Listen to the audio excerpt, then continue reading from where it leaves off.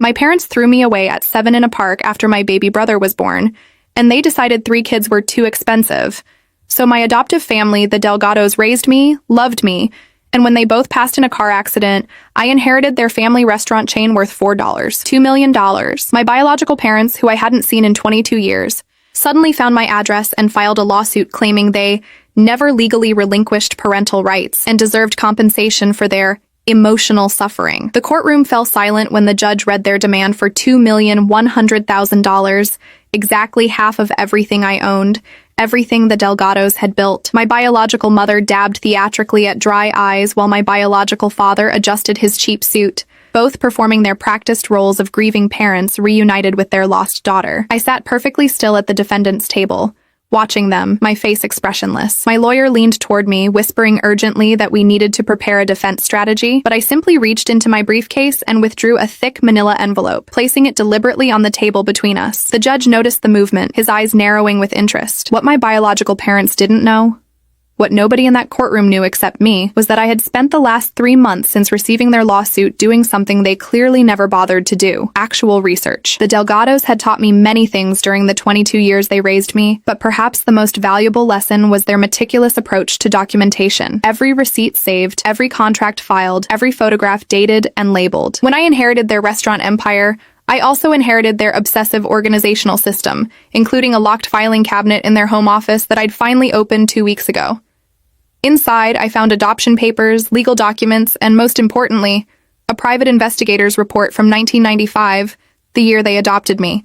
Apparently, Carlos and Rosa Delgado had wanted to understand exactly what kind of people would abandon a 7-year-old child in a public park, and they'd paid someone to find out. What that investigator discovered would have been useful information for my biological parents to consider before filing their frivolous lawsuit. The judge cleared his throat, drawing my attention back to the present moment. My biological mother was now testifying, her voice quivering with manufactured emotion as she described the unbearable pain of losing touch with me. She spoke of sleepless nights and endless tears, painting a picture of maternal devotion that would have been touching if it bore any resemblance to reality. My biological father nodded along supportively, adding his own embellishments about how they'd searched everywhere for me, how they'd never stopped hoping to reunite with their precious daughter. The performance was almost impressive in its audacity. Their lawyer, a slick-looking man with styled hair and an expensive watch, presented their case with practiced sympathy. He spoke about parental rights, about family bonds that transcend time and circumstance, about the deep psychological trauma my biological parents had suffered from our forced separation. He made it sound as though they'd been victims of some terrible injustice rather than people who'd made a calculated decision to reduce their household expenses by abandoning one of their children. I remembered that day in the park with crystalline clarity, though I'd spent years trying to forget it. My mother had packed my favorite stuffed rabbit in a small backpack along with a change of clothes and a peanut butter sandwich.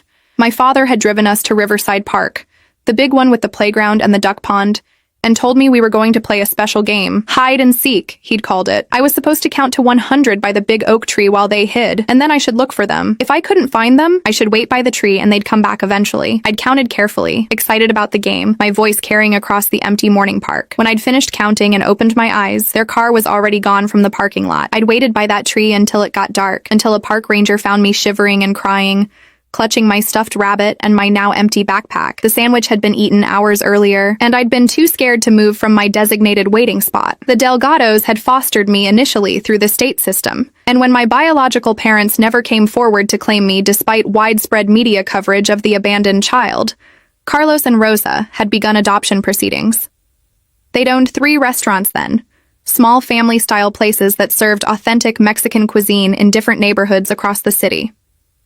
They'd treated me like I'd always been theirs, never making me feel like a burden or an obligation. Rosa had taught me to make tamales from scratch, while Carlos had shown me how to balance the restaurant books.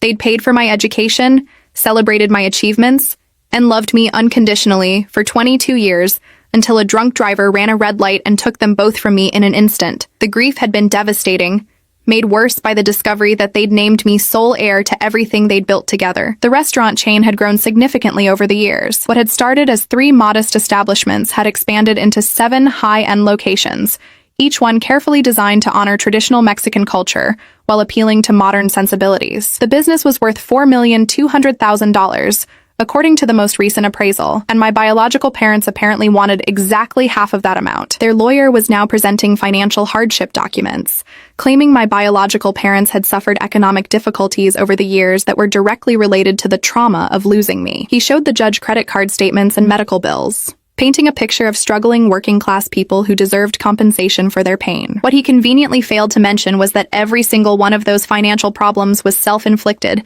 and easily traceable to their own poor decisions. My lawyer finally stood to begin our defense, but I touched his arm gently, stopping him. The judge looked at me with raised eyebrows as I rose to my feet instead, the manila envelope now in my hands. My biological parents exchanged confused glances, their lawyer frowning with concern. This wasn't how court proceedings typically worked, a defendant representing themselves mid-trial, but the judge seemed intrigued enough to allow it. I approached the bench with measured steps, my heels clicking against the polished courtroom floor. Every eye in the room followed my movement. When I reached the appropriate distance, I held up the envelope so the judge could see it clearly. Inside this envelope, I said, my voice steady and clear, are documents that paint a very different picture of my biological parents' character and their true motivations for this lawsuit. I'd like to submit them as evidence for the court's consideration. The judge gestured for me to approach, and I handed him the envelope. As he began to extract the contents, I turned to face my biological parents directly for the first time since entering the courtroom. My mother's theatrical tears had dried up, replaced by genuine nervousness. My father had stopped his supportive nodding, his face now pale with dawning realization. They didn't know what was in that envelope, but they were beginning to suspect it wasn't good for their case. I smiled at them then, not a warm smile of familial recognition,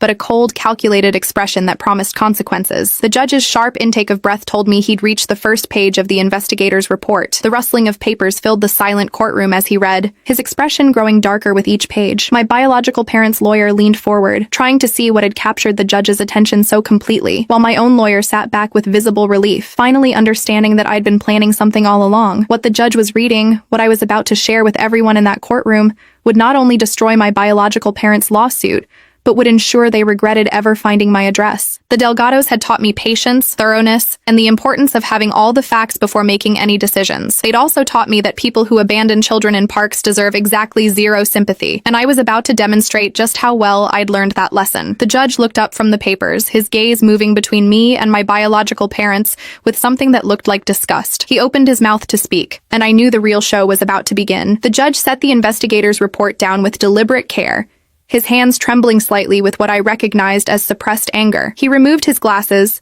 cleaned them slowly, and replaced them before speaking. Miss Ashford, he said, his voice tight with controlled emotion, would you please explain to the court the nature of these documents? I nodded, turning to face the courtroom gallery where several reporters had positioned themselves, notebooks ready. The Delgado restaurant chain was well known locally, and apparently my case had attracted media attention. Perfect. Your Honor, when my adoptive parents, Carlos and Rosa Delgado, began proceedings to adopt me in 1996, they hired a private investigator named Marcus Webb to locate my biological parents and understand the circumstances of my abandonment. I spoke clearly, ensuring every word carried to the back of the room. Mr. Webb was extremely thorough in his investigation. He discovered that my biological parents, Robert and Linda Hartley, had 3 children in 1995. My older sister Jessica was 9, I was 7. And my baby brother Michael had just been born. What Mr. Webb found through financial records and interviews with former neighbors was that my parents had calculated that raising 3 children would cost approximately $18,000 more per year than raising 2. My biological mother made a small sound of protest, but her lawyer quickly silenced her with a hand on her arm. I continued without pause. The investigator interviewed the Hartley's landlord from that time, a Mrs. Eleanor Brennan, who is still alive and has provided a sworn affidavit included in these documents. Mrs. Brennan recalled multiple arguments she overheard through thin apartment walls, where my parents specifically discussed which child would be easiest to eliminate from their household expenses. They chose me because I was old enough to be self-sufficient, but young enough that my older sister Jessica could take over most of my care responsibilities. I paused, letting that sink in. They didn't abandon me in a moment of desperation or mental crisis. They planned it methodically over several months. The judge's jaw tightened as he flipped through more pages. My biological father had gone completely white, while my mother gripped the edge of the plaintiff's table so hard her knuckles had turned pale. Their lawyer was frantically whispering to them, probably advising them to request a recess, but it was far too late for that. The damage was already spreading through the courtroom like wildfire. I retrieved another document from my briefcase, this one more recent. Your Honor, I'd also like to submit phone records from the past 6 months. You'll notice that my biological parents made over 40 calls to various law firms before finding one willing to take their case. In several recorded consultations, which I obtained legally through public record requests, they specifically discussed the value of the Delgado estate and calculated what percentage they could reasonably demand. On one recording, my biological father states, and I quote, "The kid owes us for the genetic material at least, and if she's sitting on millions, we deserve our cut." The reporters in the gallery were writing furiously now, and I saw several people in the public seating area shaking their heads in disgust. My biological parents' carefully constructed narrative of grieving separated parents was disintegrating in real time, but I wasn't finished, not even close. The investigator's report also contains interviews with my older sister Jessica, who was located in 2003. She confirmed that after I was removed from the household, our parents told her I had gone to live with rich relatives who could provide better for me. She was instructed never to mention me to anyone outside the family. Jessica also stated that the money saved by my absence was not used for necessities, but rather for a new truck my father wanted, and a vacation to Florida the family took 6 months after abandoning me. This is slander! My biological mother suddenly shrieked, jumping to her feet. You can't prove any of this! That investigator made it all up. The judge's gavel came down with a sharp crack. Mrs. Hartley, sit down and be quiet, or I will have you removed from my courtroom. His voice carried an authority that made her collapse back into her chair immediately. He turned to me with something approaching approval in his eyes. Miss Ashford, do you have documentation to support these claims beyond the investigator's report? I smiled. Yes, Your Honor. I have Mrs. Brennan's sworn affidavit, phone records, bank statements from 1995 showing the truck purchase and vacation expenses, and a video deposition from my sister Jessica, who finally agreed to speak publicly about what happened after I contacted her 3 months ago. The courtroom erupted in whispers and gasps. My biological parents' lawyer was now actively trying to sink into his chair, clearly realizing he'd been fed a completely false narrative by his clients. The judge raised his hand for silence, and the room immediately complied. I'll need to review all of this evidence in detail, he said, but based on what I've seen so far, I'm inclined to dismiss this case with prejudice. My biological father finally found his voice, standing up despite his lawyer's attempts to restrain him. She's lying. We loved her. We searched for her for years. His desperation was palpable, but his timing was catastrophically poor. Actually, I said, pulling out yet another document, I have proof you never searched for me at all. When the state conducted its investigation after I was found in the park, they sent notification letters to your last known address, ran newspaper ads, and even featured my case on local television news. The Delgados saved all the newspaper clippings. I held up a faded article from 1995 with my school photo prominently displayed under the headline, "Abandoned Girl Seeks Family." This ran for 6 consecutive weeks in the paper you subscribed to. Your cable bill from that period shows you had the exact news channel that featured my story. You saw these. You knew where I was. You chose not to come forward because you'd already decided I was too expensive to keep. The silence that followed was absolute and damning. Even the court reporter had stopped typing, her fingers frozen above her keyboard in shock. My biological mother's face had gone from white to red, tears now flowing genuinely as she realized the full scope of their exposure. Their lawyer had his head in his hands, probably calculating how badly this would damage his reputation. I felt no satisfaction from their distress, only cold determination to finish what I'd started. The judge was reading through Jessica's video deposition transcript now, his expression growing increasingly severe. I knew what he was reading. My sister had described in detail how our parents had celebrated my absence, how they'd told her I was better off without them, how they'd never once expressed regret or concern about whether I was safe or happy. She'd also revealed something I hadn't known until she told me. They'd made a similar threat about abandoning her when she'd gotten pregnant at 17. Telling her she could either get an abortion or find somewhere else to live. She'd chosen the abortion and had carried that trauma for years. Your Honor, I said, drawing his attention back to me. My biological parents aren't here because they've suffered emotional trauma from losing me. They're here because they spent 22 years not caring whether I was alive or dead, and then they discovered I'd inherited money. The timing of this lawsuit, filed exactly 3 weeks after a local business magazine published an article about the Delgado restaurant empire's valuation, is not coincidental. They saw an opportunity for profit and decided to cash in on the child they literally threw away. I walked back to my table and retrieved one final piece of paper. This is a letter my adoptive mother, Rosa, wrote to me shortly before she died. She never sent it, but I found it among her personal effects. In it, she describes how she and Carlos always feared this day might come, when my biological parents would see value in me that they'd never seen before. She wrote, "If they ever come for you, mija, remember that love is measured in actions, not words or blood. We chose you every single day. They chose themselves. My voice cracked slightly on those last words. The first genuine emotion I'd shown since entering the courtroom. The judge noticed, his severe expression softening momentarily with sympathy. Then his gaze hardened again as he looked at my biological parents. Mr. and Mrs. Hartley, I've presided over family court for 23 years, and I have never been more appalled by what I've witnessed today. The evidence presented by the defendant makes it abundantly clear that you abandoned your daughter through calculated, premeditated decision-making, that you made no effort to reclaim her when you had ample opportunity, and that you filed this lawsuit purely for financial gain. He paused, letting his words settle like stones. This court finds no merit whatsoever in your claim of parental rights or emotional suffering. Furthermore, I'm referring this case to the District Attorney's Office for investigation into possible fraud and perjury charges, based on the false statements made in your initial filing. My biological father lunged toward me suddenly, his face contorted with rage, but 2 bailiffs intercepted him before he'd taken 3 steps. "You ungrateful little bitch!" he screamed as they restrained him. "We gave you life! You owe us!" The judge's gavel came down repeatedly, but my father kept shouting,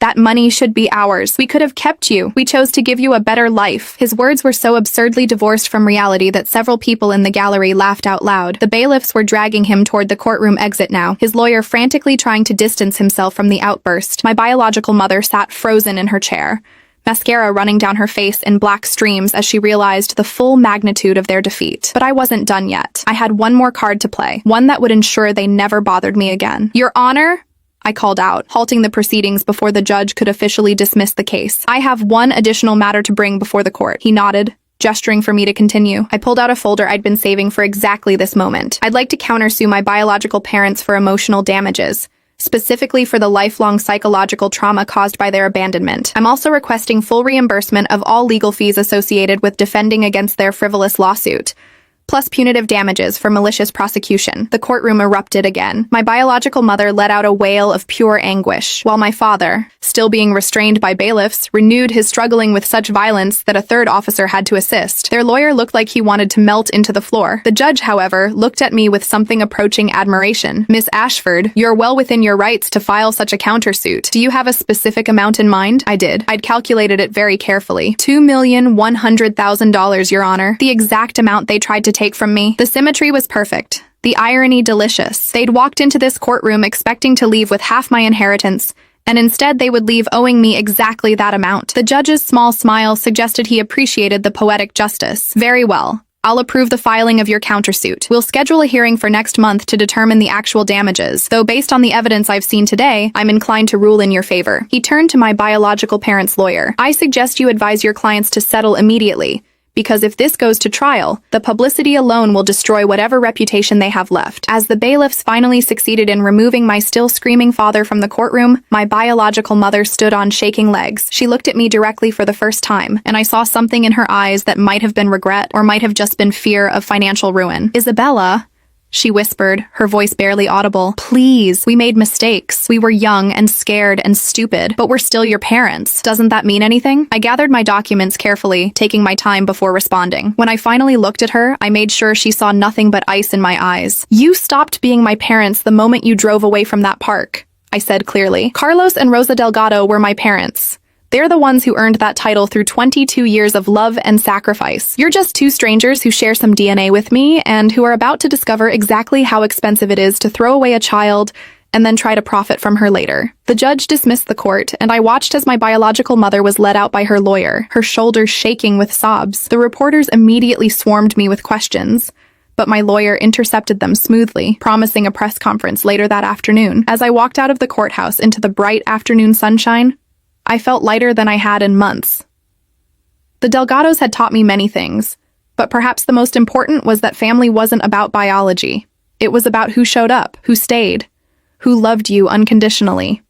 And they'd also taught me that sometimes the best revenge was simply letting people face the natural consequences of their own terrible decisions. My biological parents had thrown me away like garbage, and now they were discovering that garbage has a way of piling up until you're forced to deal with it. I pulled out my phone and called my sister Jessica. We'd reconnected after I'd hired my own investigator to find her, and we'd been slowly building a relationship based on honest understanding of what we'd both survived. "It's done," I told her when she answered. "The case is dismissed, And I'm countersuing for the full amount they tried to take. Her laugh was bitter but satisfied. Good. They deserve everything that's coming to them. Are you okay? I considered the question carefully. Was I okay? I thought of Carlos teaching me to properly season carne asada, of Rosa braiding my hair before school, of 22 years of Sunday dinners and birthday celebrations and unconditional acceptance. Yeah, I said finally. I really am. The press conference that afternoon was standing room only. My lawyer had reserved a conference room at his firm, but we'd underestimated the media interest. Apparently, the story of abandoned child-turned-restaurateur defending herself against opportunistic biological parents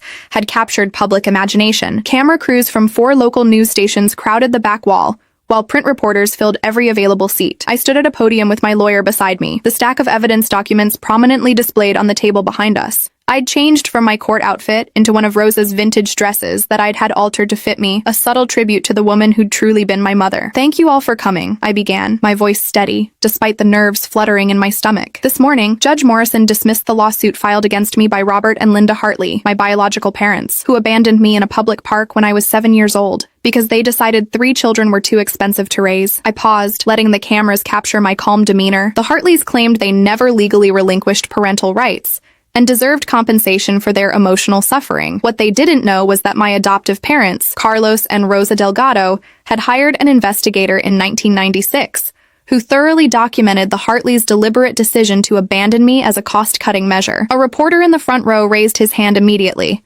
Miss Ashford, can you describe what was in that investigator's report? I'd prepared for this question. The report contained interviews with former neighbors, landlords, and financial records showing that my biological parents planned my abandonment over several months. They specifically chose me because I was old enough to be relatively independent, but young enough that my older sister could take over my care responsibilities, making me the most expendable family member from a budgeting perspective. The room erupted with follow-up questions, but I raised my hand for silence. The report also proved that the Hartleys never searched for me despite extensive media coverage of my case. They received notifications from the state, saw newspaper articles with my photo, and had access to televised news stories about the abandoned girl seeking her family. They chose not to respond because they'd already decided I wasn't worth the expense. Another reporter stood. What about your countersuit? You're seeking $2,100,000?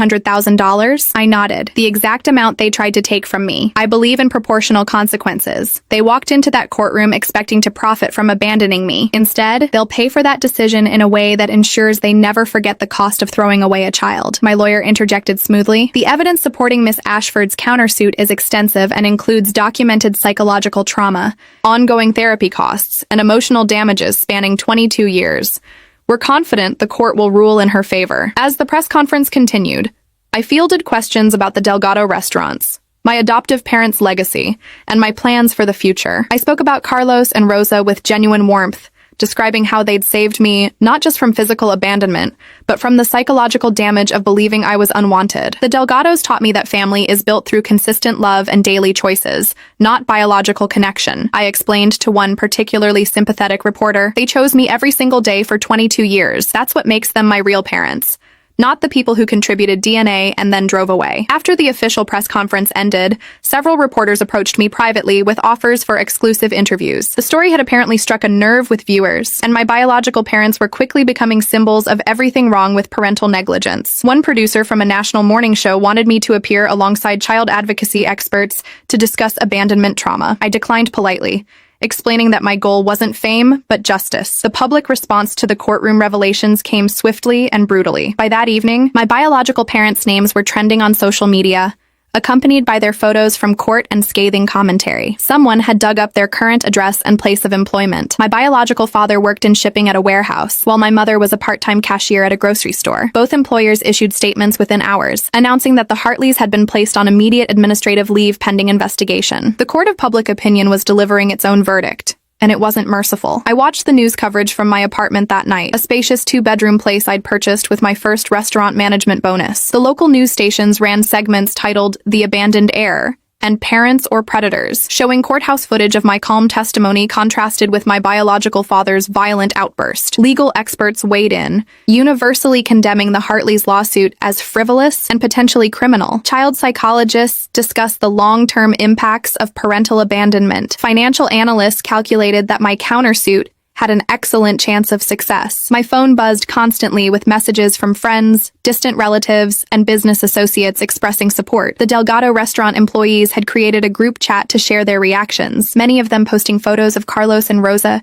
with captions about real family values. Several longtime customers sent flowers and cards to the flagship location, turning it into an impromptu shrine to my adoptive parents' memory. The outpouring of affection for the Delgados contrasted sharply with the vitriol being directed at the Hartleys, but the most important call came from Jessica. "Isabella," she said when I answered, her voice thick with emotion, "I just watched your press conference. You were amazing. Mom and Dad would have been so proud." We'd started calling them Mom and Dad in our conversations, a shared acknowledgement that the Hartleys didn't deserve those titles. I was terrified the whole time, I admitted, but I kept thinking about what Rosa would do.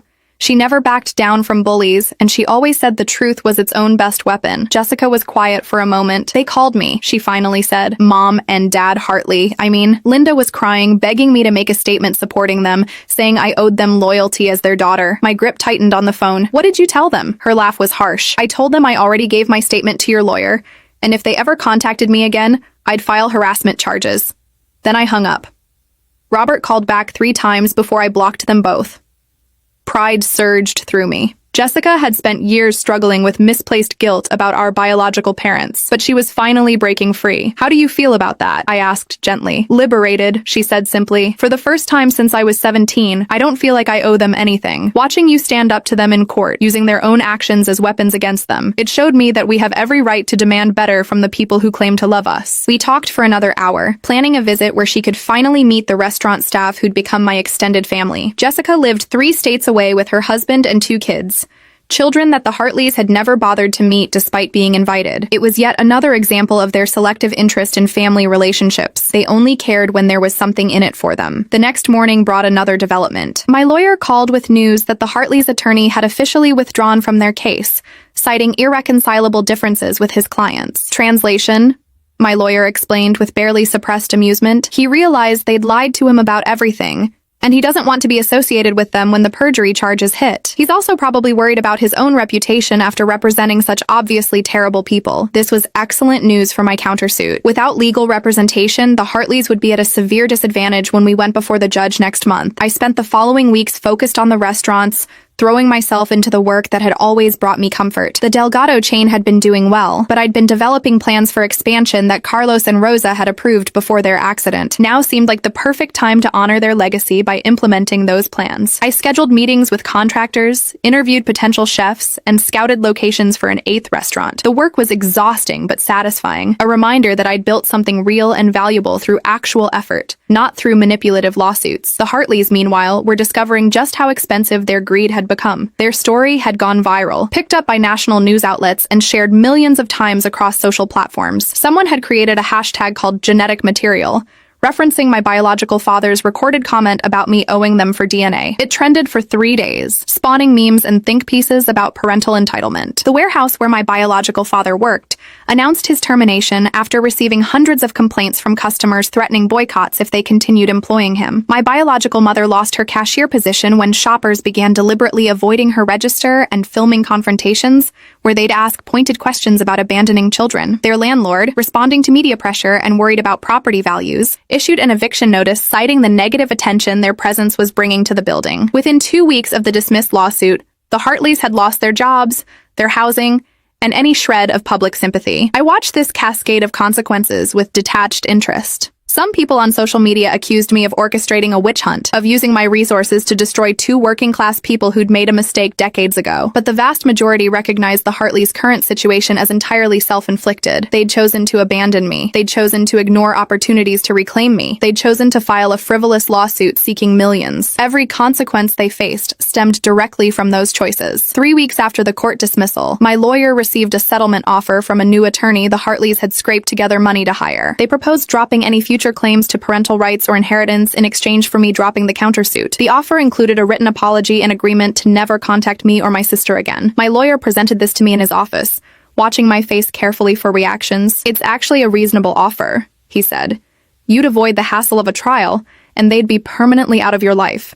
The written apology could be made public, giving you additional vindication." I read through the proposed settlement carefully, noting the carefully worded apology that somehow managed to avoid actually taking responsibility for abandoning me. It referred to difficult circumstances and regrettable decisions without acknowledging the calculated cruelty of planning my abandonment over months. The financial terms would leave the Hartleys essentially judgment-free, able to rebuild their lives without the massive debt my countersuit would impose. What would you recommend? I asked my lawyer. He leaned back in his chair, studying me with the same thoughtful expression Carlos used to wear when teaching me about difficult business decisions. Professionally, I'd say it's a decent settlement. You get everything you really need. They stay away forever, you get public vindication, and you avoid months of legal proceedings. He paused meaningfully. Personally, as someone who's read every detail of what they did to you, I'd say they deserve to face the full consequences of their actions in court. But that's not a legal opinion, that's a human one. I set the settlement papers down and smiled. Then I'll respond as a human, not just as a defendant. Tell their lawyer we reject the settlement. We'll see them in court next month, and I'll be seeking the full $2,100,000 in damages plus legal fees and court costs. My lawyer's answering grin was fierce with approval. I was hoping you'd say that. The rejection of the settlement offer triggered another media cycle. Legal commentators debated whether I was being vindictive or appropriately firm. Child advocacy groups publicly supported my decision, stating that child abandonment should carry severe consequences. The Hartleys' new lawyer released a statement painting his clients as remorseful parents being victimized by their wealthy daughter's need for revenge. The statement backfired spectacularly when a journalist discovered that the Hartleys' apology in the settlement offer had been written by their lawyer, not them personally. When reporters tracked down Linda Hartley and asked her directly about the apology, she'd snapped that she had nothing to apologize for, and that I was an ungrateful opportunist. That soundbite played on loop across every news station, demolishing any remaining public sympathy for my biological parents. Robert Hartley didn't help their cause by creating social media accounts to defend himself. His posts, filled with profanity and accusations that I'd orchestrated their downfall, became instant screenshots shared widely as examples of exactly why I'd been right to refuse reconciliation. As the countersuit hearing date approached, I felt an unexpected sense of peace. The Delgados had taught me that justice sometimes required patience and careful documentation. They'd saved that investigator's report for over 20 years, anticipating that someday I might need it. Rosa's letter, expressing her fears about exactly this scenario, showed remarkable foresight. They'd protected me even after death, and I was honoring their memory by refusing to let the Hartleys profit from their cruelty. The night before the hearing, I visited the graves of Carlos and Rosa Delgado. Their adjoining headstones were simple but elegant, inscribed with their names, dates, and the phrase, "Beloved parents of Isabella." I'd chosen that inscription deliberately, making it clear to anyone who visited that I claimed them as my family by choice. I knelt between their graves, placing fresh flowers on each. "I hope I'm making you proud," I whispered to the cold marble. "You taught me to stand up for what's right, to value family based on love, not biology, and to never let bullies win. Tomorrow, I'm going to show the world exactly how well I learned those lessons." The cemetery was empty except for me and the sounds of evening crickets. I stayed there for an hour, talking to Carlos and Rosa about the restaurants, about Jessica, about all the ways their love continued to shape my life years after they'd gone. When I finally stood to leave, I felt their presence like a warm hand on my shoulder, steady and reassuring. Whatever happened in court tomorrow, I knew they would have approved of my choices. The Hartleys had thrown me away assuming I was worthless. The Delgados had found me and recognized value that had nothing to do with money. And now the Hartleys were discovering that the child they'd discarded had grown into someone who wouldn't accept being treated as disposable. The drive home took me past the flagship Delgado restaurant, where the evening dinner service was in full swing. Through the large windows, I could see families laughing over meals, servers moving efficiently between tables, and the warm glow of Edison bulbs creating the cozy atmosphere Rosa had always insisted on. This was the legacy worth protecting. Not money, but the love and care that had built something beautiful from nothing. My phone buzzed with a text from Jessica. "Kicking ass tomorrow. Proud to be your sister." I smiled and typed back. "Couldn't do it without knowing you've got my back." She sent back a simple heart emoji, and I felt that surge of gratitude for the family I'd chosen and who'd chosen me in return. The Hartleys had tried to force their way back into my life through legal manipulation and emotional blackmail. Tomorrow, I would show them exactly why that had been a catastrophic mistake. The evidence was overwhelming, the public support was massive, and most importantly, I had the moral high ground that came from being absolutely, unquestionably in the right.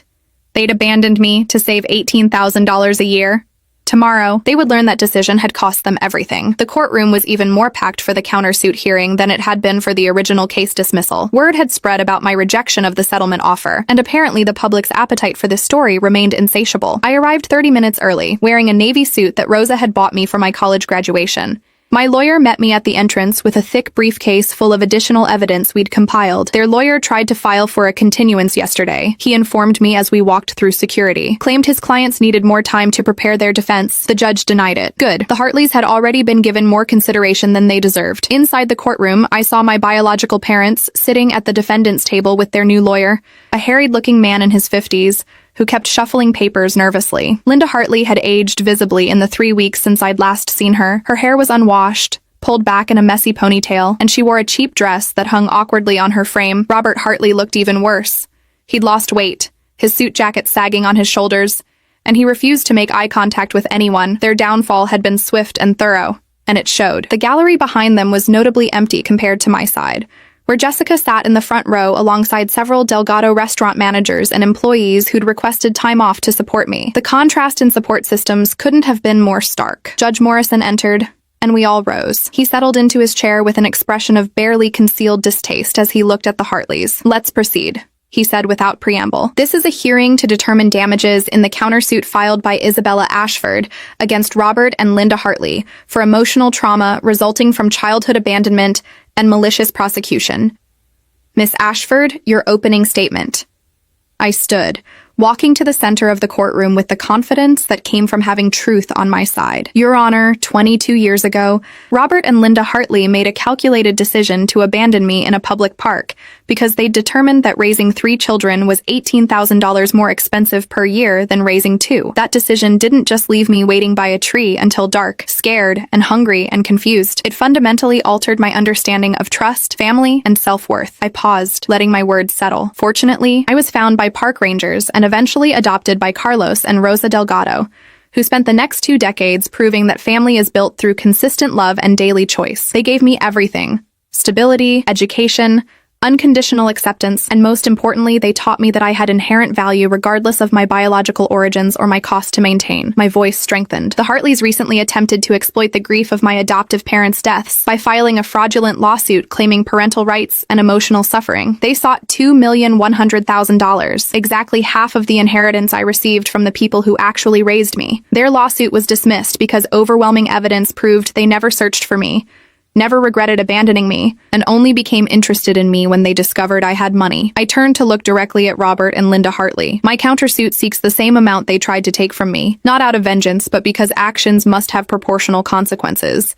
If abandoning a child costs nothing, if attempting to profit from that abandonment costs nothing, then we're sending a message that children are disposable when convenient and valuable only when profitable.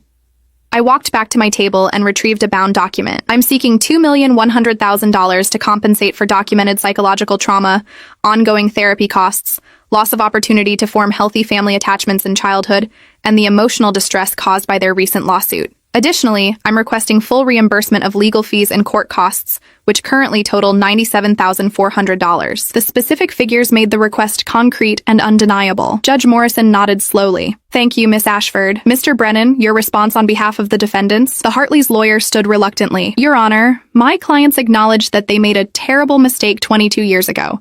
They were young, financially stressed, and made a decision they've regretted every day since." I nearly laughed at the blatant lie. The evidence showed they'd celebrated my absence and never attempted to find me. "However," Brennan continued, "seeking over $2 million in damages from 2 people who currently have no employment, no assets, and no ability to pay such a judgment seems excessive and punitive rather than compensatory." He gestured toward his clients. "Robert and Linda Hartley have suffered significant consequences already. They've lost their jobs due to media coverage of this case. They've been evicted from their home. They've become pariahs in their community. My clients believe they've already paid a heavy price for their past mistakes, and they humbly request that the court consider their current financial situation when determining any damages award." His strategy was clear: paint the Hartleys as sufficiently punished and make me look like a bully kicking people while they were down. It might have worked if not for the extensive documentation I'd prepared. "Your Honor," I said, standing again without waiting for permission. May I respond to counsel's characterization of events? The judge gestured for me to proceed. Mr. Brennan states that his clients have regretted abandoning me every day for 22 years. I'd like to submit evidence that directly contradicts this claim. My lawyer handed me a folder, and I pulled out documents I'd obtained through Jessica's cooperation. These are birthday cards sent by my older sister Jessica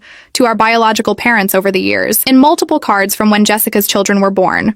And as they grew older, she explicitly asks why her parents never want to meet their grandchildren, why they never ask about me, and whether they ever regret what they did to me. I read aloud from one card dated 6 years ago. Mom and Dad, Jamie starts kindergarten next month. He keeps asking why he doesn't have a Grandma Linda and Grandpa Robert like his friends do. What should I tell him? Do you ever think about Isabella and wonder if she's okay? I tried to find her again, but couldn't. Love, Jessica. The courtroom was utterly silent as I continued. The response from Linda Hartley, handwritten on the back of a grocery store receipt, says, and I quote, "Tell Jamie we're too busy to be grandparents. As for your sister, she's probably better off wherever she ended up. We did what we had to do and don't need to justify it to anyone. Stop asking about it." End quote. I looked at Linda Hartley, whose face had gone ashen. This doesn't sound like someone who regrets their decision every day. This sounds like someone who actively avoided confronting what they'd done. I presented several more similar examples, each one demolishing the narrative of remorseful parents haunted by their choices. Judge Morrison's expression grew progressively darker as he read through the evidence. Robert Hartley had slumped in his chair while Linda was crying again, but this time the tears looked like defeat rather than manipulation. Furthermore, I continued, regarding their current financial difficulties, I'd like to point out that the defendants lost their employment not because of media coverage, but because of their own actions following that coverage. Linda Hartley was terminated after she was filmed verbally abusing customers who questioned her about abandoning me. Robert Hartley was fired after he created social media accounts where he posted profanity-laden attacks against me and threats toward journalists covering our case. I submitted printouts of Robert's social media posts,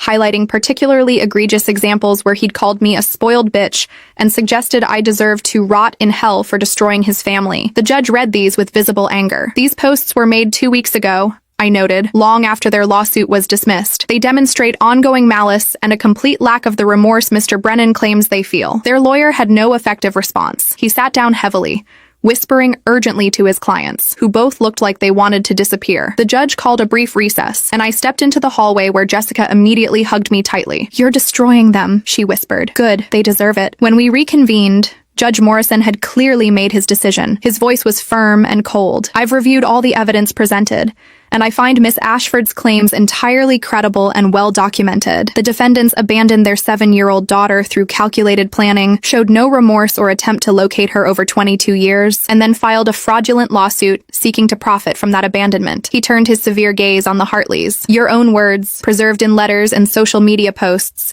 demonstrate that you feel no genuine regret for your actions. You're only sorry that your greed and cruelty have finally resulted in consequences you cannot avoid." The judge consulted his notes. "This court awards Isabella Ashford the full requested amount of $2,100,000 in compensatory and punitive damages, plus $97,400 in legal fees and court costs, for a total judgment of $2,197,400. Linda Hartley let out a strangled sob, while Robert simply stared at the table in front of him. Their lawyer made a weak attempt at requesting installment payments, but the judge cut him off. "The defendants have demonstrated no ability or willingness to pay any amount voluntarily. Miss Ashford's legal team may pursue collection through any lawful means, including wage garnishment and asset seizure." But I wasn't finished. I stood once more, drawing confused looks from both the judge and my own lawyer. "Your Honor, if I may, I have one additional request." He raised his eyebrows but nodded. "I'd like to request that the court issue a permanent restraining order preventing Robert and Linda Hartley from contacting me, my sister Jessica,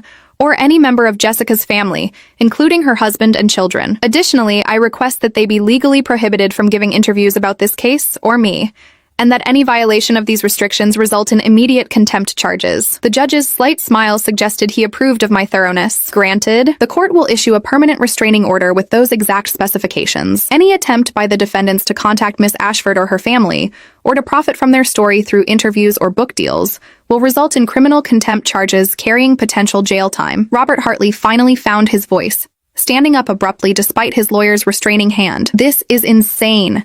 You're going to ruin us over something that happened 2 decades ago. We can't pay this. We have nothing." The judge's gavel came down sharply. "You have nothing because you spent your lives making selfish, cruel decisions that eventually caught up with you. This court has no sympathy for your situation." He looked at me with something approaching respect. Miss Ashford, your adoptive parents would be very proud of how you've handled this situation. You've demonstrated both strength and principle. As the bailiff approached to remove Robert, who was still protesting loudly, Linda Hartley turned to look at me one final time. Her face was streaked with tears and makeup, her expression a mixture of hatred and desperation. "I hope you're happy," she said, her voice shaking. "You've destroyed your own parents' lives." I met her gaze steadily, feeling no satisfaction but also no regret. "No," I corrected her quietly. "You destroyed your own lives when you abandoned a 7-year-old child in a park. I'm just making sure you remember that decision for the rest of your days." The courtroom erupted in whispered conversations as the Hartleys were escorted out, their lawyer trailing behind with his briefcase and his dignity both somewhat tattered. Jessica grabbed my hand, squeezing it tightly. "It's really over," she breathed. "They can never hurt us again." But the day held one more surprise. As we gathered our belongings to leave, a woman in her 70s approached from the gallery. She had kind eyes and wore a simple cardigan over a floral dress. "Miss Ashford?" she asked hesitantly. "I'm Eleanor Brennan. I was the Hartleys' landlord in 1995, and I testified in the investigator's report about what I overheard through the apartment walls." I recognized the name immediately. "Mrs. Brennan, thank you so much for your statement. It was crucial to establishing the truth about what happened." She shook her head, fresh tears gathering in her eyes. "I've regretted not saying something back then for 22 years. I heard them planning to abandon you, heard them calculating which child to get rid of, and I convinced myself it wasn't my business to interfere. I should have called child services before they left you in that park." Her voice broke. "I'm so sorry. I found myself hugging this stranger who'd carried guilt for over 2 decades. You couldn't have known they'd actually go through with it," I said gently. "And your testimony now helped make sure they faced consequences. That matters." She pulled back, studying my face with maternal concern. "You turned out well despite them. Your adoptive parents must have been wonderful people." "They were," I confirmed, feeling the familiar ache of loss. "They saved me in every way that counts." Mrs. Brennan nodded, satisfied. "Good, that's good. The world needs more people like the Delgados and fewer like the Hartleys." She patted my arm once more before walking away, and I watched her go with profound gratitude for the small acts of courage that had brought me justice. Outside the courthouse, the same reporters from the first trial were waiting, but this time I stopped to address them properly. Today, the court awarded me $2,197,400 in damages from the Hartleys, along with a permanent restraining order preventing them from ever contacting my family again. A reporter called out, "Do you think they'll actually be able to pay that amount?" I smiled coldly. "Whether they can pay it or not isn't really the point. The judgment will follow them forever. It will prevent them from obtaining credit, owning property, or building any financial security. Every job they get will result in wage garnishment. Any assets they manage to acquire will be subject to seizure. They'll spend the rest of their lives paying for the decision they made to abandon me, which seems appropriate since I spent my childhood paying for that same decision emotionally." Another reporter asked, "Do you feel like you've gotten closure now?" I considered the question carefully. Closure isn't really the right word. What I've gotten is justice and protection.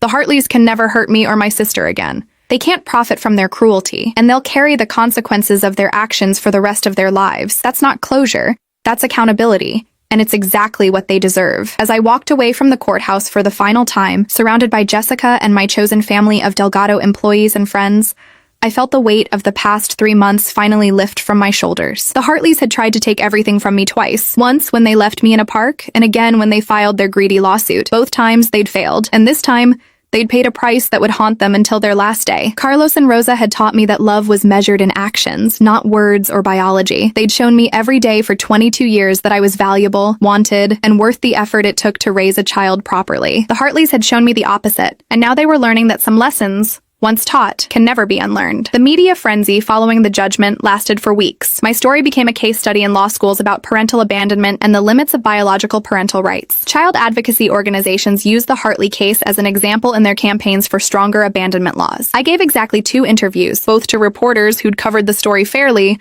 and then I stepped back from the spotlight completely. There was work to do, and I'd spent enough time on the Hartleys. The collection process for the $2 million judgment began immediately. My lawyer hired a forensic accountant to track down every asset the Hartleys might have, though we knew there wasn't much to find. They'd been living paycheck to paycheck before losing their jobs, and their financial situation had only deteriorated since. But financial recovery wasn't really the goal. The judgment itself was the punishment, a permanent stain on their credit reports and public records that would follow them forever. Within the first month, garnishment orders were placed on any future earnings either of them might have. This meant that if they ever found employment again, 25% of their wages would automatically go to paying my judgment. The forensic accountant discovered a small retirement account Robert had through his former employer, approximately $14,000. We seized it immediately. Their 2003 Toyota Camry was repossessed and sold at auction for $3,800. A small savings account Linda had opened years ago, and apparently forgotten about, yielded another $860. In total, we recovered $18,600 in the first 2 months, barely a fraction of what they owed, but symbolically perfect. That was almost exactly the amount they'd hoped to save per year by abandoning me. I instructed my lawyer to donate that initial recovery to a local children's charity that helped kids in foster care. The organization sent me a lovely letter thanking me for the contribution and describing how the money would fund art therapy programs for traumatized children. It felt like the right thing to do, transforming the Hartleys' cruelty into something that helped other abandoned kids heal. Meanwhile, the restraining order proved its worth almost immediately. 3 different tabloid magazines contacted the Hartleys offering money for exclusive interviews. Linda apparently tried to accept one offer,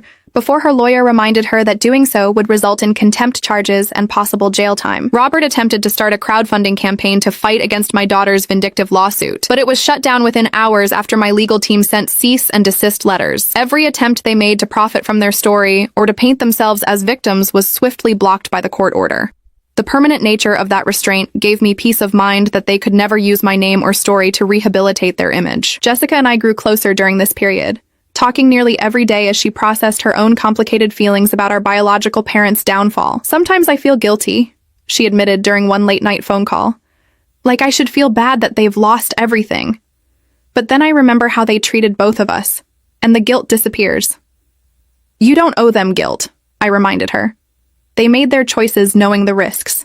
Nobody forced them to abandon me or to file that lawsuit. These are natural consequences of their actions. She sighed. I know. It's just hard to reconcile the parents I remember from childhood with the people I've seen them become. Or maybe they were always this way, and I was too young to recognize it. We talked about her memories of our early family life, and I was struck by how many red flags she'd normalized. The constant fighting about money, the way our parents would joke about getting rid of one of us kids, the emotional volatility and manipulation. They abandoned you physically, Jessica observed, but they abandoned me emotionally years before that. I just didn't realize it until recently. The healing process was ongoing for both of us, but having each other made it bearable. The 8th Delgado restaurant opened 4 months after the trial, a sleek modern space in an up-and-coming neighborhood that still honored Carlos and Rosa's commitment to authentic family recipes and warm hospitality. I named it Casa de Rosa, putting my adoptive mother's name on the sign where it belonged. The opening night was packed with friends, employees, loyal customers, and local press. During my speech at the ribbon-cutting ceremony, I spoke about legacy and chosen family. Carlos and Rosa Delgado taught me that family isn't about who gives you life. It's about who makes your life worth living. They took a scared, abandoned 7-year-old and showed her that she was valuable, worthy of love, and capable of building something beautiful. This restaurant honors their memory and their values: quality, authenticity,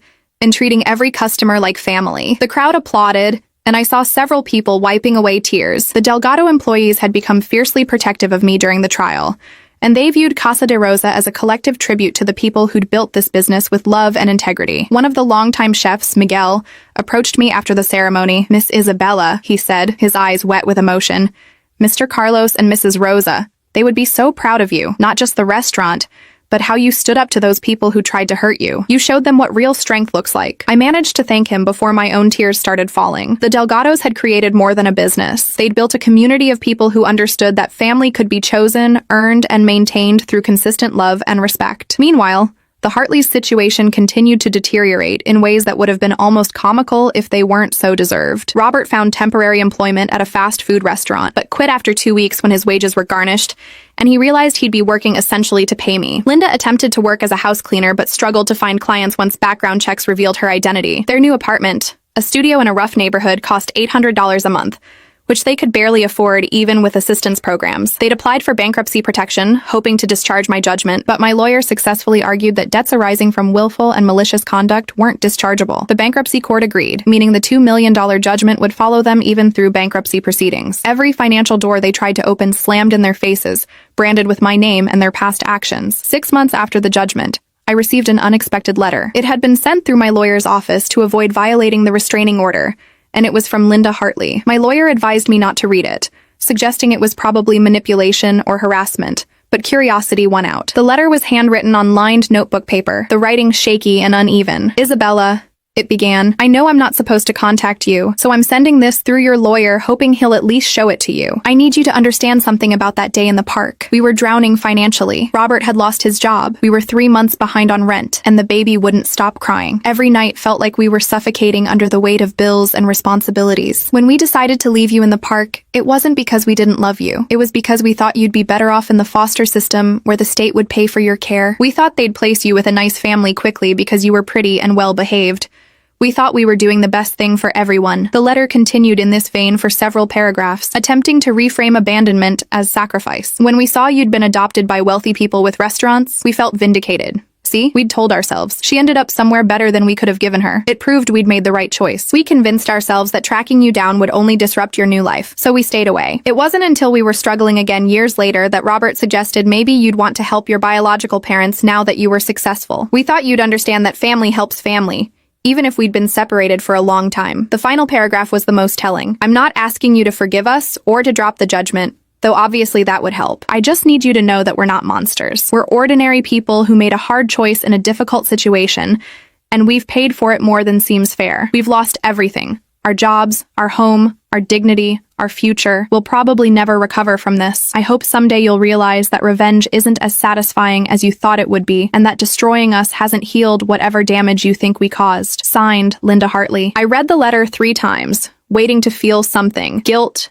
pity, anger, anything. Instead, I felt only cold clarity. Linda still didn't understand what she'd done wrong. She viewed abandonment as a practical decision made under financial pressure, not as a fundamental moral failure. She thought apologizing for being ordinary people in a difficult situation somehow absolved her of deliberately leaving a child in a park. And most tellingly, she still believed I was the one who'd destroyed them, not acknowledging that they'd destroyed themselves through their own choices. I wrote a response, knowing my lawyer would ensure it didn't violate the restraining order by being sent through official channels. Mrs. Hartley, I wrote, your letter demonstrates exactly why the judgment was appropriate and necessary. You still don't understand what you did wrong. You abandoned a 7-year-old child not because you had no other options, but because you chose the option that was most convenient for you financially. You could have surrendered me to state custody properly. You could have worked with social services to find family placement. You could have done literally anything other than leaving a small child in a park with instructions to wait for you, knowing you'd never return. That wasn't a hard choice in a difficult situation. That was cruelty disguised as pragmatism. I continued. You claim you thought I'd end up somewhere better, but you never checked. You never called the state to confirm I was safe. You never looked at the news coverage begging for information about the abandoned girl. You made assumptions that justified your decision, and then spent 2 decades avoiding any information that might challenge those assumptions. That's not love or sacrifice. That's willful negligence. My pen moved faster as 22 years of suppressed anger finally found words. You say you're not monsters, just ordinary people. But ordinary people don't abandon their children. Ordinary people face financial hardship and find solutions that don't involve discarding a family member. Millions of parents every day deal with overwhelming stress, crying babies, and financial pressure without resorting to abandonment. You weren't victims of circumstances. You were people who chose the cruelest available option because it was easier than being decent parents. I paused, considering how to end the letter. You claim I've destroyed you through revenge, but examine what actually destroyed you. You lost your jobs because you verbally abused customers and posted threatening social media messages. You lost your home because you couldn't afford rent after losing income from your own actions. You face a massive judgment because you filed a fraudulent lawsuit seeking to profit from the child you abandoned. Every single consequence you're experiencing stems directly from your own decisions, not from my need for revenge. The final paragraph was important. You say we'll never recover from this judgment. Good, that's the point. You threw away a 7-year-old child because you didn't want to spend $18,000 a year on her care. Now you'll spend the rest of your lives paying for that decision. That's not revenge. That's justice. And yes, it is extremely satisfying. I signed it Isabella Delgado Ashford, deliberately including my adoptive parents' name to remind Linda who my real family was. My lawyer delivered the response through proper legal channels, and I never heard from Linda Hartley again. The restraining order had teeth, and apparently even she could learn when the consequences were immediate and severe. Life moved forward with surprising normality after that. The restaurants thrived, each location developing its own personality while maintaining the core values Carlos and Rosa had established. I hired a general manager to handle day-to-day operations, freeing me to focus on strategic growth and menu development. Jessica visited with her family for Casa de Rosa's first anniversary, and watching her kids play in the restaurant while servers brought them special treats, I felt profound gratitude for the family I'd built from the wreckage of my childhood. 1 year after the judgment, the forensic accountant's quarterly report showed we'd recovered $63,000 through various seizures and garnishments. It was still a tiny fraction of the total amount owed, but the slow, steady collection process served its purpose. Every paycheck the Hartleys earned was reduced. Every asset they tried to hide was discovered and seized. Every attempt to rebuild was hampered by my judgment hovering over their financial lives like a permanent shadow. I approved the accountant's recommendation to donate each recovered amount to children's charities, transforming the Hartleys' debt into support for kids who'd experienced abandonment or foster care. Over the next several years, my judgment against the Hartleys funded art therapy programs, educational scholarships, and emergency housing for displaced children. The Hartleys' cruelty was being systematically converted into help for other kids who'd suffered similar trauma. It felt like the most appropriate justice possible. The second anniversary of the trial brought an unexpected phone call. A documentary filmmaker wanted to create a film about parental abandonment, using my case as the central narrative. She'd already interviewed child psychologists, legal experts, and former foster children. She wanted my participation to tell the complete story. I declined, explaining that I'd moved forward with my life and had no interest in reliving the trial. But I did agree to let her use court transcripts and public records with one condition. Any proceeds from the documentary had to go to children's advocacy organizations. She agreed immediately, and the resulting film premiered at a film festival 18 months later to critical acclaim. It won awards for documentary filmmaking and sparked national conversations about strengthening child abandonment laws. I never watched it, but I received letters from people who had, thanking me for speaking up and giving them courage to confront their own family traumas. 3 years after the judgment, Jessica called with unexpected news. "Isabella, I need to tell you something, and I don't know how you're going to react." Her nervous tone immediately put me on alert. "What's wrong?" "Nothing's wrong exactly. It's just, well, Linda had a stroke. She's in the hospital, and the doctors say she probably won't fully recover." Robert called me, asking if we'd help with medical expenses. My first instinct was to laugh at the audacity, but Jessica's distress stopped me. "What did you tell him?" "I told him to contact a social worker about Medicaid and hung up." "But Isabella?" Part of me feels guilty. I know she's a terrible person who doesn't deserve help, but she's still our biological mother, and she's suffering. I understood Jessica's conflict. Despite everything, she'd lived with the Hartleys longer than I had, and remembered happier times from early childhood. "Jess, listen to me. Linda made choices that led directly to this situation. She lost her job and income because of her own actions. The reason she can't afford medical care is because she and Robert tried to steal from me and face consequences for that theft. You're not responsible for her well-being.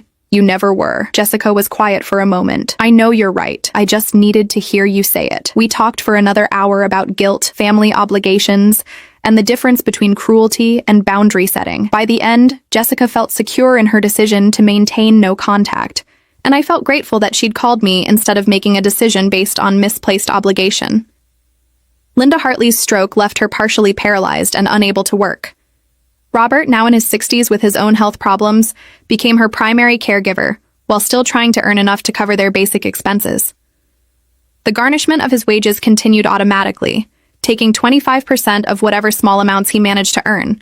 According to the updates my lawyer received, they were living in a trailer park on the outskirts of town, surviving on government assistance and whatever odd jobs Robert could find. Their combined monthly income, after garnishment, was less than $1,500. The life they'd built through their own destructive choices had become exactly as limited and difficult as they'd feared mine would be if they'd kept me. 5 years after the judgment, on a sunny afternoon while I was reviewing menus for the 9th Delgado restaurant location, my lawyer called with news. "Isabella, I wanted to inform you before you hear it elsewhere. Robert Hartley died yesterday. Heart attack. He was found by a neighbor after not being seen for 2 days. Linda is being moved to a Medicaid nursing facility since she can't care for herself." I felt nothing. No satisfaction, no grief, just a neutral acknowledgement of information. "Thank you for letting me know," I said. "Does this affect the judgment at all?" "His death discharges his portion of the debt, but Linda's portion remains. Of course, she has no assets or income to garnish now, so realistically we won't recover anything further. The judgment will remain on record, but collection is essentially impossible." We discussed the logistics briefly before hanging up. I sat at my desk for a long time afterward, thinking about Robert Hartley and the life he'd wasted through his own cruelty and greed. He'd died alone in a trailer, estranged from both his daughters, having destroyed every relationship and opportunity through his own decisions. He'd spent his final years under the shadow of a judgment that ensured he'd never escape the consequences of abandoning his daughter. Was that justice? I thought of Carlos and Rosa, who'd died together in an accident, surrounded by love and leaving behind a legacy of compassion and success.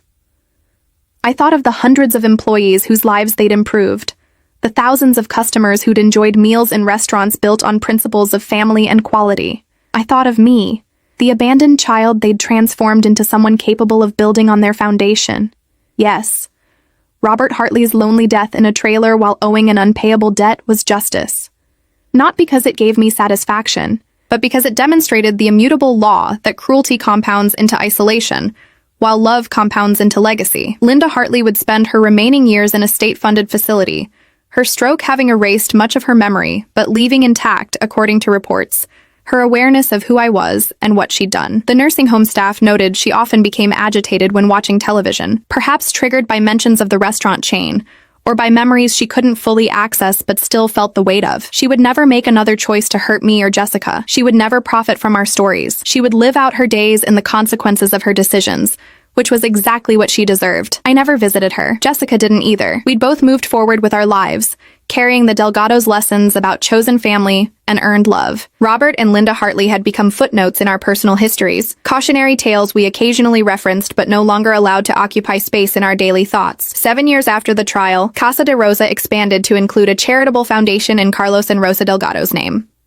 The foundation's mission was to provide financial support, mentorship, and career training to young adults aging out of foster care, particularly those interested in culinary careers. We offered paid apprenticeships at all 10 Delgado restaurant locations, along with housing stipends and educational support. The program's first class included 8 young people, all of whom had experienced various forms of parental abandonment or neglect. Working with them, seeing their potential bloom under consistent support and high expectations, gave profound meaning to everything I'd survived. Jessica's oldest child, Jamie, was now 15 and had expressed interest in following his aunt into the restaurant business. He spent summer breaks working in the Casa de Rosa kitchen, learning from Miguel and the other chefs who'd known Carlos and Rosa. Watching him carefully prepare mole sauce using Rosa's original recipe, I saw the continuation of a legacy that transcended biology. The Delgados' values lived on not through genetic inheritance, but through taught wisdom and modeled behavior. The Hartley judgment remained on public record, a permanent mark against Linda's name that would outlive her. Occasionally, journalists would contact me for anniversary pieces about the case, and I'd politely decline interviews while directing them to court documents that told the story accurately. The case had apparently influenced several state legislatures to strengthen child abandonment laws and close loopholes that had allowed the Hartleys to avoid criminal prosecution back in 1995. If my experience prevented even one other child from being discarded like garbage, then the pain of reliving it through legal proceedings had been worthwhile. I maintained a sparse file on the Hartleys' current status, updated quarterly by the forensic accountant who still monitored Linda's financial situation. She remained in the nursing facility, her care covered by Medicaid. She had no visitors according to staff reports, no one who called or sent cards. She would die alone, surrounded by strangers, having successfully alienated every person who'd once loved her. Sometimes I wondered if she understood the direct line from abandoning me in a park to her isolated final years. Probably not. People like the Hartleys rarely connected their choices to their outcomes. On the 10th anniversary of the trial, I organized a celebration at the original Delgado restaurant location. All the employees, past and present, were invited, along with Jessica's family, program graduates from our foster care initiative, and the reporters who'd covered the story fairly. During my speech, I talked about justice, legacy, and the difference between biological connection and chosen family. 10 years ago, my biological parents tried to take everything Carlos and Rosa Delgado had built, claiming rights they'd abandoned decades earlier. The court disagreed, and the Hartleys faced consequences that have followed them every day since. But tonight isn't about them. It's about honoring the people who showed me what real family means through 22 years of consistent love and daily choice. I raised my glass to Carlos and Rosa, who proved that family is built through actions, not accidents of biology. To everyone here who's helped build and maintain their legacy, and to all the kids in foster care who are waiting for someone to choose them the way the Delgados chose me. May they find their own Carlos and Rosa, and may they someday pay that gift forward. The room erupted in applause, and several people openly wept. After the formal program ended, people shared their own stories of chosen family, of parental figures who weren't related by blood but who'd made all the difference. The evening became a celebration not just of the Delgados, but of the radical idea that family could be deliberately constructed, rather than passively accepted. Later, as I helped clean up after the event, Jessica approached with something in her hand. "I found this in Mom Hartley's things after Dad Hartley died," she said, using the names we'd assigned to make clear they weren't our parents in any meaningful sense. The nursing home sent it with some other items when they cleared out their trailer. "I thought you should have it." She handed me a small photo, faded and creased. It showed 3 children, a 9-year-old girl, a 7-year-old girl, and a baby. Jessica, me, and Michael, taken a few months before they'd abandoned me. In the photo, Jessica had her arm around my shoulders protectively. I was smiling at the camera. The baby was crying. On the back, in faded pen, someone had written, "Our 3 kids, 1995. I stared at the photo for a long moment, studying the face of the 7-year-old girl who'd had no idea what was coming. She looked happy, trusting, normal, exactly like a child should look. "Do you want to keep it?" Jessica asked gently. I thought about it, then shook my head. No, that girl in the photo doesn't exist anymore. She became someone better, someone stronger. Someone who learned that family is built through love, not obligation. I handed the photo back to Jessica. You keep it if you want, or throw it away. Either option is fine with me. She studied my face for signs of suppressed emotion, but I felt genuinely at peace with my decision. The past was simply data points that had led to the present. I didn't need a faded photograph to remember where I'd come from, or how far I'd traveled. The following week brought a final update from the forensic accountant. Linda Hartley had died in her sleep at the nursing facility, 7 years almost to the day after Robert's death. She'd been 73 years old, her health having deteriorated steadily after the stroke. She died owing me $1,933,400, the remaining balance after various small collections over the years. The accountant asked if I wanted to pursue the debt against her estate, such as it was. I declined. The judgment had served its purpose. It had followed her every day, preventing her from ever escaping the consequences of her choices, reminding her with every seizure and garnishment that actions have prices. Whether she'd paid that price in full financially was irrelevant. She'd paid it in every way that mattered. I attended neither funeral. The Hartleys had been strangers who shared some DNA with me. Nothing more. Their deaths were simply the natural end of lives lived without love, integrity, or genuine human connection. They'd chosen cruelty and convenience over family, greed over grace, and they died alone, having destroyed every relationship they'd ever had. Meanwhile, I stood in restaurants bearing the Delgado name, surrounded by people who'd chosen me and whom I'd chosen in return. I mentored foster kids aging out of the system, giving them the opportunities Carlos and Rosa had given me. I built a legacy based on the values they'd modeled: consistency, quality, generosity, and the radical belief that family was something you created through daily choice rather than accepted through biological accident. The Hartley case occasionally came up in conversations with program participants who'd also experienced parental abandonment. I'd tell them honestly about the long legal fight, the judgment, the consequences that followed my biological parents for the rest of their lives. But I'd always end with the same message: justice matters and accountability matters. But what matters most is what you build after you survive. The Hartleys tried to take what the Delgados built. They failed. They spent their final years in consequences of their own making. I spent those same years expanding restaurants, creating opportunities, and proving that chosen family can be stronger than biological ties. Focus on what you're building, not on making your betrayers pay. The best revenge is actually living well while they inevitably destroy themselves through their own terrible choices. Some people found that advice helpful. Others wanted more explicit vengeance. I understood both responses. The Hartleys were gone now, their names appearing only in legal databases and news archives. Cautionary tales about parental abandonment and the long reach of consequences. I was here, building something lasting,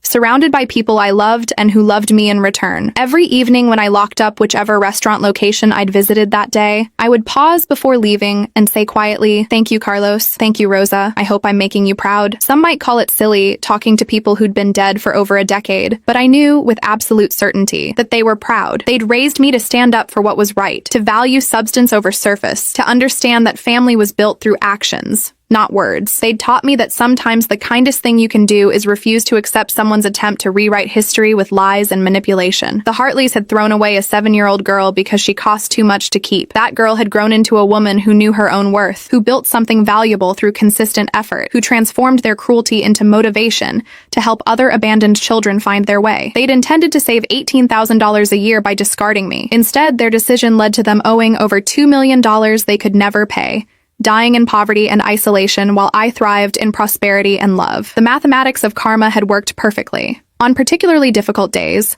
when restaurant operations frustrated me, or when I struggled with trust issues stemming from early abandonment, I would pull up the photos of Carlos and Rosa that I kept on my phone. There they were at my high school graduation, beaming with pride. At my college acceptance, popping champagne. At the opening of restaurant number 5, cutting a ceremonial ribbon. In every photo, their love was visible and uncomplicated. They'd never abandoned me, never betrayed my trust, never made me question whether I was worth keeping. They'd simply loved me, consistently and unconditionally, for 22 years. That was family. That was legacy. That was justice. The Hartleys had tried to steal it, and they'd paid with everything they had. As I prepared to open restaurant number 11, a location that would focus specifically on training program graduates and creating management opportunities for former foster youth. I thought about how far the Delgado legacy had expanded, from 3 small family restaurants to 11 locations employing over 400 people, from personal survival to systematic programs helping hundreds of abandoned kids find their path, from one scared 7-year-old abandoned in a park to a community of chosen families spanning the city. The grand opening invitation for the new location included a dedication. This restaurant is dedicated to Carlos and Rosa Delgado, who proved that the greatest families are built through choice, consistency, and love. And to all the children waiting in parks, literal or metaphorical, for someone to choose them. You are valuable, you are worthy, and somewhere, your Carlos and Rosa are coming. The night before the opening, I visited the Delgados' graves one final time to share the news. Restaurant 11 opens tomorrow, I told their headstones. It's the biggest one yet, and it's going to train foster kids to become chefs and managers. We've already placed 38 program graduates in careers across the restaurant industry. The foundation has helped over 200 kids with housing, education, and job training. I paused, running my fingers over Rosa's name carved in marble. The Hartleys are both gone now. They died owing me almost $2 million, having lost everything through their own greed and cruelty. Linda spent her final years in a nursing home with no visitors. Robert died alone in a trailer. They destroyed themselves trying to destroy me, and I didn't have to lift a finger beyond defending what was rightfully mine. The cemetery was quiet except for evening birds and distant traffic. I hope you can see all of this from wherever you are. I hope you know that every good thing I've built, every kid I've helped, every choice I've made to create family instead of accepting biology, all of it comes from what you taught me. You saved me. And now I'm paying that forward to every kid who needs someone to believe they're worth saving. As I drove away from the cemetery, the city lights spread out before me like stars, and I felt profound peace. The Hartleys were gone, reduced to cautionary tales and unpayable debts. The Delgados lived on through restaurants, through programs, through the hundreds of lives they'd touched by choosing love over convenience. I'd been thrown away like garbage at 7 years old. At 36, I owned a multi-million-dollar restaurant empire, ran a foundation helping abandoned children, and lived surrounded by chosen family who valued me exactly as I was. The Hartleys had tried to profit from my success, and instead had paid the ultimate price. They'd lost everything while I kept building. They'd died alone and unmourned while hundreds of people would celebrate the Delgados' memory at tomorrow's opening. Justice wasn't just about legal judgments and financial consequences, though those mattered. Justice was about truth winning, about consistency being rewarded, about cruelty resulting in isolation while love resulted in legacy. The Hartley's story ended in a nursing facility, in a trailer park, their names spoken only as warnings. Mine was still being written, surrounded by people who'd chosen me and whom I'd chosen in return, building something beautiful from the wreckage they'd tried to create. And that, I decided as I pulled into the parking lot of Casa de Rosa to do final preparations for tomorrow's grand opening of Location 11, was the most satisfying revenge possible. Not that I'd destroyed them, they'd done that themselves, but that I'd transformed their cruelty into something that helped other abandoned children find their way home. Carlos and Rosa would have approved, and in the end, their approval was the only thing that had ever mattered.